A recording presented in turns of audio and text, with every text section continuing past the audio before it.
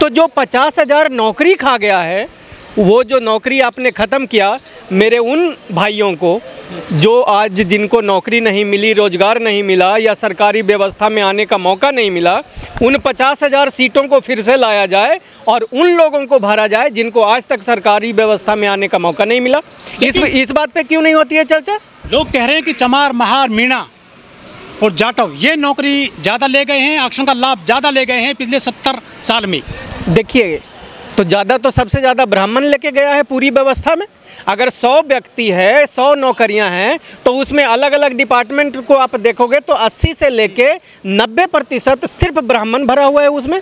तो उन ब्राह्मणों की पहले छटाई की जाए कि जिनकी आबादी 3.5% है, उनको 90%, 70 से लेकर 90% नौकरियां आप दे दिए हो, उन ब्राह्मणों को पहले कम किया जाए, उनको 70 या 90 से लेकर के कम करके 3% किया जाए, और उसके बाद हर समाज को जिनकी जितनी संख्या है उसको उतनी हिस्सेदारी दे दी जाए। ये लड़ाई ही खत्म हो जाएगी। इस बात पर चर्चा आप लोग क्यों नहीं करवाते हो? चर्चा इस बात पे होनी चाहिए कि जो ब्राह्मण इस देश का मात्र 3% आबादी है, वो सरकारी नौकरियों में और सरकारी व्यवस्थाओं में 70 से लेके 95% तक वो अपना कब्जा जमाए हुए है।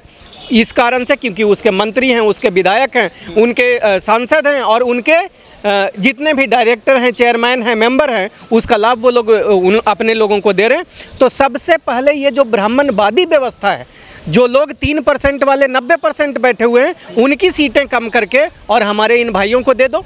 और भाइयों को अब देने के आरक्षण की बात ही हम खत्म कर रहे हैं। हम तो अब लोगों को ये बताना चाह रहे हैं, हिस्सेदारी की बात करो, आरक्षण की बात नहीं करो। जब आपने 2019 में, आप लोगों को जानकारी होगी, 2019 में 10% आरक्षण EWS कैटेगरी के नाम पे सवर्णों को दिया गया और 10% उनकी टोटल आबादी ही है इस देश में। जब 10% आबादी वाले को आप 10% आरक्षण दे रहे हो, तो 90% वालों को 90% आरक्षण दे दो, लड़ाई ही खत्म हो जाएगी। इस बात का चर्चा ही खत्म हो जाएगा। अगर 90 वाले को 90 मिल गया तो 90 की बात करो। अब तो हम सब लोगों को 90 की बात करनी चाहिए और हमारा वो परिवार, हमारा वो समाज, हमारा वो वर्ग, हमारी वो जातियां जो आज तक सरकारी व्यवस्थाओं में नहीं आए हैं, उनको वो जगह दी जाए। वो लोग कह रहे हैं कि चमार, महार, मीणा और जाटव, इनके घर में एक में 4-4 नौकरी हो गई किसी किसी में, और मूसर, वाल्मीकि, मोची, इनके यहाँ एक नौकरी भी नहीं है। आखिर ये ऐसा संतुलन कब तक रहेगा? बहुत सही कहा आपने। ये संतुलन इसलिए खराब हुआ क्योंकि ये जो चमार आपने नाम लिया, आपने मुसहर आपने नाम लिया, आपने और जो दूसरी जातियों का नाम लिया, इन लोगों की नौकरियां सारे ब्राह्मण और ऊंची जाति के लोग खा गए हैं। तो उन लोगों से नौकरियां छीनना पड़ेगा और इन लोगों को दिलवाना पड़ेगा, और उस दिलवाने की लड़ाई में हम अपने लोगों के साथ हैं। और हम अपने जो भी हमारे समाज, SC समाज के लोगों को नौकरी रोजगार नहीं मिला है, उसको दिलवाने की लड़ाई हम लोग ज़मीन पे लड़ेंगे। अरे सर, संघर्ष तो वो भी करते हैं, सुबह से लेकर शाम तक सफाई करते हैं पूरे देश की, शिविर में उतरते हैं। आखिर उनको हक क्यों नहीं मिल रहा? उनका बिल्कुल मिलना चाहिए और उनको पूरा हक मिलना चाहिए। और मैं तो कहता हूं कि 1-2% नहीं, जितनी उनकी आबादी है, हमारे उस समाज के वर्ग के लोगों की जितनी आबादी है, उनको उतनी हिस्सेदारी मिलनी चाहिए। और ये जो ब्राह्मण और सवर्ण लोग जो अपनी आबादी से ज़्यादा सीटें लेकर के बैठे हुए हैं, उनसे वो सीटें छीन करके और हमारे लोगों को मिलनी चाहिए। इसमें बुराई तो बिल्कुल नहीं है। बस सुप्रीम कोर्ट ने गलती ये कर दिया कि सुप्रीम कोर्ट ये एनालिसिस करने में गलत रह गया कि कौन वो लोग हैं जिसने हमारे लोगों की नौकरियां चोरी की है।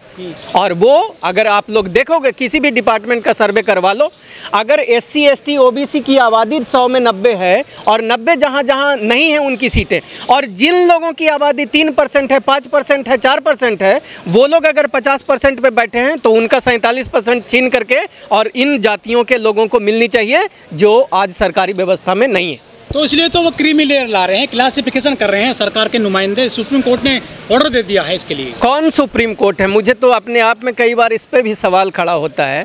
जो लोग क्लासिफिकेशन कर रहे हैं, जो लोग पैसा देख रहे हैं, वो अपने बाप दादाओं को क्यों नहीं देख रहे हैं कि हमारे बाबूजी, हमारे दादाजी आज तक सुप्रीम कोर्ट में लगभग मात्र 200 परिवार के जो लोग हैं वो जज बने हुए बैठे हैं। तो वो अपने में पहले क्लासिफिकेशन कर लें कि जिस परिवार का, जिस समुदाय का लोग एक बार बन गया इस देश में जज, अगली बार वो नहीं बनेगा। तो सबसे पहले शुरुआत वहां से होनी चाहिए। सुप्रीम कोर्ट में इन दलितों को, इन पिछड़ों को, इन आदिवासियों को और इन लोगों को जो आज तक सुप्रीम कोर्ट में जज नहीं बन पाए, उन लोगों को पहले सुप्रीम कोर्ट में जज बनाया जाए। और जो लोग, जो परिवार 75 साल से मात्र 200 फैमिली, उन लोगों के खानदान को ख़त्म कर दिया जाए सुप्रीम कोर्ट से, तब ये व्यवस्था जायज़ और ईमानदारी से लागू किया जाना समझा जाएगा, और नहीं तो बायस और इस देश की बड़ी आबादी को तोड़ने का काम समझा जाएगा। कि आखिर इस व्यवस्था को लाने की ज़रूरत क्या थी। मेरा ये कहना है कि 15% आरक्षण SC समाज के लोगों को पहले से मिल रहा था, तो क्या आज के तारीख में जो व्यवस्था है, इस व्यवस्था में हर डिपार्टमेंट में 15% लोगों को नौकरी रोजगार मिली है? और अगर नहीं मिली है तो जो ये बात कह रहे हैं कि कुछ समाज जिनको कि आज तक आरक्षण का लाभ नहीं मिला, उनको हम लाभ दिलवाने का काम करेंगे, फिर वो किस आधार पे? आज तक तो 15 में 8 ही सीटें भरी है। किसी भी डिपार्टमेंट में, किसी भी ऑर्गेनाइजेशन में जब आप चले जाओगे तो उसमें 100 में 15 सीटें जो SC समाज के लोगों को मिलनी चाहिए थी, उसमें से मात्र 8, और मैक्सिमम अगर आप कह दो तो 10 लोगों की सीटें वो भरी हुई है। तो 5 लोगों की जगह आज भी उनकी खाली है। तो इसमें ये जो डिफ्रेंशिएशन करने का प्रयास कर रहे हैं, इनको बांटने का जो प्रयास कर रहे हैं, ये और कुछ नहीं है, हमारे SC समाज के उन लोगों को जो व्यवस्था को, कानून को, संविधान को नहीं जानते समझते हैं, उन लोगों को गुमराह करने की ये एक साजिश। लेकिन जिन जातियों को नहीं मिला है कई दशक से आरक्षण का लाभ, यदि उन्हें मौका मिलेंगे तो आपको दिक्कत क्यों है? देखिए, बहुत अच्छी बात आपने कही, हमें बिल्कुल दिक्कत नहीं है, वो मेरे भाई हैं और उनको आगे आना चाहिए। लेकिन जो लोग उनको देने की बात कर रहे हैं, उनकी अगर मंशा और मानसिकता होती तो पहले वो बैकलॉग भरते। आपको जानकारी होनी चाहिए, 2014 में सेंट्रल गवर्नमेंट में लगभग 74,000, कितना 74,000 वर्कर काम करते थे। आज के तारीख में वही SC ST OBC की वो जो संख्या है, मात्र 14,000 बच गया है। इसका मतलब क्या हुआ कि लगभग 50,000 नौकरियां तो वो पहले से खा चुके। क्लासिफिकेशन से क्या दिक्कत है आपको? क्लासिफिकेशन हो ही नहीं रहा है ना। अगर क्लासिफिकेशन वही होता, मैंने तो आपको समझाया कि अगर वाल्मीकि समाज की आबादी 5% है, तो हम तो कहते हैं कि 5% वाल्मीकि समाज की पोस्टें कौन खाया, तो वो पता चल जाएगा। बाकी लोगों का जाति जनगणना करवा लो। अगर मान लो कि OBC ने खा लिया, OBC की 60% आबादी है, अगर किसी भी डिपार्टमेंट में 60% से ज़्यादा OBC है तो उनसे लेकर के दिया जाए। अगर SC समाज के किसी व्यक्ति ने खा लिया, 5 सीटें खा ली, तो वो लेकर के हमारे वाल्मीकि समाज को दिया जाए, या अन्य जातियों जिनको मौका नहीं मिला उनको दिया जाए। अगर ये बात ब्राह्मणों पे आती है, अगर ये बात सवर्णों पे आती है कि सारे सीट सवर्ण खा गए दलितों के और पिछड़ों के, तो सवर्णों से सीटें छीन करके और इन दलितों और पिछड़ों में बांटना चाहिए। मैं तो ये कह रहा हूँ। डिसीजन के बाद में कुछ जातियाँ खुश हो रही हैं। जंतर मंतर पर प्रदर्शन भी किया था, उन्होंने कहा था कि हमारे बच्चे अब जो है मेन स्ट्रीम में आ जाएंगे, अफसर बन जाएंगे। बड़ा इस बात पे हम अपने लोगों को हाथ जोड़ करके विनती करना चाहता हूँ, मेरे भाइयों, आप लोग आज तक ये तो नहीं समझ पाए कि आपका दुश्मन कौन है और आप खुश हो रहे। यही ब्राह्मण जाति के लोग जिन्होंने जातियां बनाई, और आपको जाति बनाने में भी ये खुश नहीं हुए। आपको टोटल अगर दलितों, पिछड़ों और शूद्रों की बात करो तो 6,742 जातियां इन्होंने बनाई, और आपको जातियों में बांट करके आज आज़ादी के 75 साल से भी देखोगे, बीजेपी, कांग्रेस, चाहे आम आदमी पार्टी, ये सारी राजनीतिक पार्टी सवर्णों की पार्टी है, ऊंची जाति के लोगों की पार्टी है, 10% आबादी वाले लोगों की पार्टी है। इसलिए क्योंकि इन्होंने हमको बांटने में कामयाबी हासिल की है।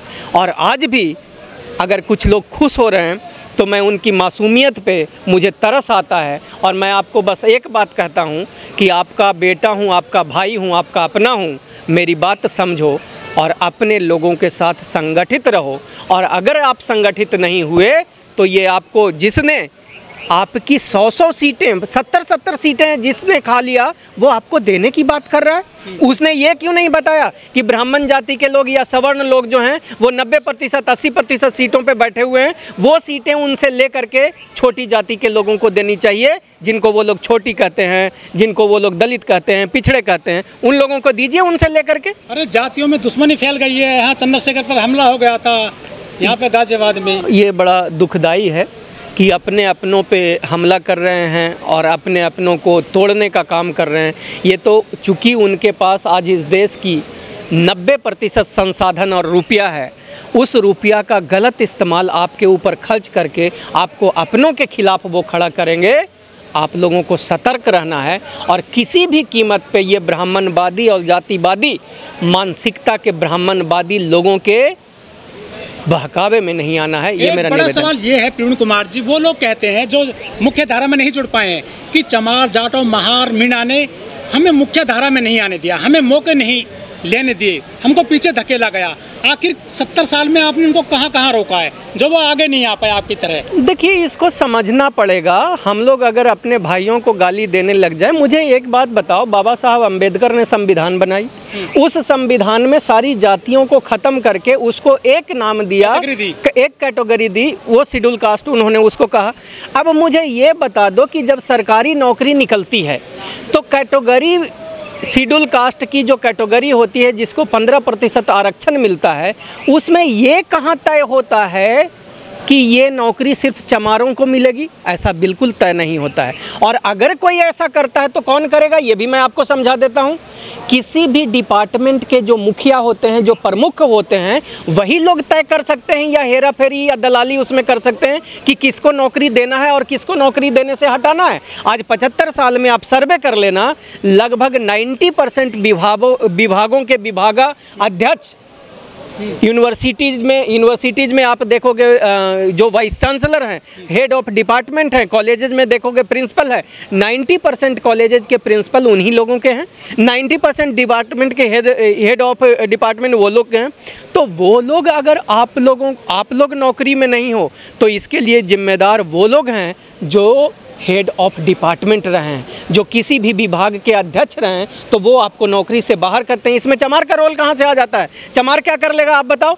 हम तो कोई होते ही नहीं। जैसे आप फार्म भरते हो वैसे मैं फार्म भरता हूँ। हम दोनों में अगर हम किसी प्रकार से मैं आ जा रहा हूं तो इसमें मेरा कोई रोल नहीं है, उसका रोल है जो ऊपर में बैठा हुआ है। तो इन सारी व्यवस्थाओं में गड़बड़ी फैलाने के लिए जिम्मेदार आपको समझना पड़ेगा कि वो लोग जो सत्ता में हैं, जो सरकार में हैं, जिनके हेड और विभागाध्यक्ष सारे सरकारी संस्थाओं में हैं, इसके लिए जिम्मेदार वो लोग हैं। ये चमार आपके भाई हैं, जो भी हैं। हमारे देश में अभी भी एट्रोसिटी की घटनाएं आ रही हैं। एक महिला को कुर्सी नहीं दी दलित सरपंच को, इसके अलावा जूती में पानी पिला दिया एक दरोगा ने थाने में।